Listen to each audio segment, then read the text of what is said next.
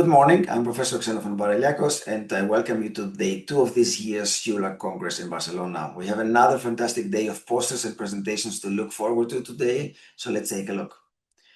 Thursday's rheumatoid arthritis content includes the Meet the EULAR Expert session featuring Ian McInnes, who will lead a case discussion on difficult to treat rheumatoid arthritis, a highly relevant topic as treatment options expand.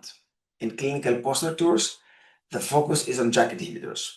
Andy Oster will present final 2-year outcomes from the Uphold study, evaluating upadacitinib in a real-world setting for patients with moderate to severe rheumatoid arthritis and the achievement and maintenance of treatment targets. Cristina Martinez Molina will follow with an analysis of factors associated with achieving remission or low disease activity in patients on JAK inhibitor therapy, which I believe is really something to look forward to as we now learn more about these drugs and go into more insights also for usage of this data in daily practice.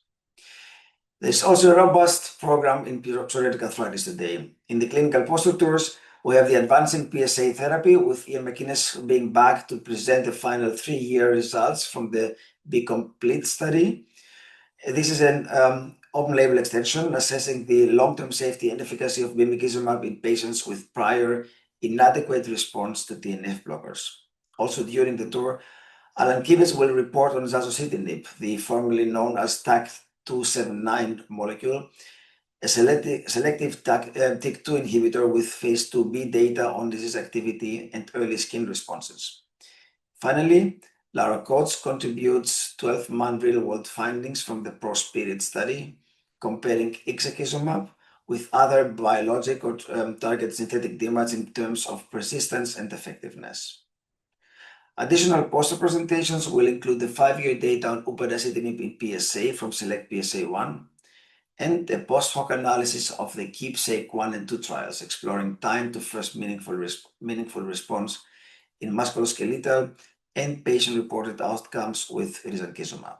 Certainly also here interesting to see how this data will be able to compare with well-known guselkumab data and obviously be able to see whether or not, for example, are differences between the two available IL-23 inhibitors.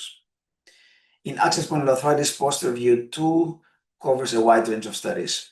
Liane Gensler looks to report 3-year data from 2 phase 3 bimekizumab studies, including open-label extensions across the full axSpA spectrum. Victoria Navarro will present a pooled analysis of ixekizumab efficacy in patients with normal versus elevated CRP. There are several posters of note in poster view 4. One from myself assessing early spinal pain improvements and clinical correlations with filgotinib from the phase 2 Tortuga trial. Another one from Sofia Ramiro evaluating secukinumab efficacy across age groups in access spondyloarthritis. One by Diana Moldovan, who will present an 18-year follow-up study on gender differences on first DMARD initiation and treatment persistent in spondyloarthritis. And Martin Rutvalat will report on remission definitions based on the absence of objective inflammation versus ASTA's inactive disease after 52 weeks of bimekizumab treatment. Certainly also here, interesting data for daily practice that we will also be able to really apply after the Congress in our patients. And that concludes my top picks for the posters and presentations for day 2 of the Congress 2025 in Barcelona. Comment below and let us know what you're most looking forward to at EULAR this year. Don't forget to visit iMeetForum.com, as I will be back tomorrow with EULAR coverage of day 3 highlights. Make sure to also keep an eye out for our Congress Review podcast post-Congress, where today's data and more will be reviewed by me and my colleagues Laura Coates and Hans Bijlsma. I hope you continue to enjoy the Congress in Barcelona.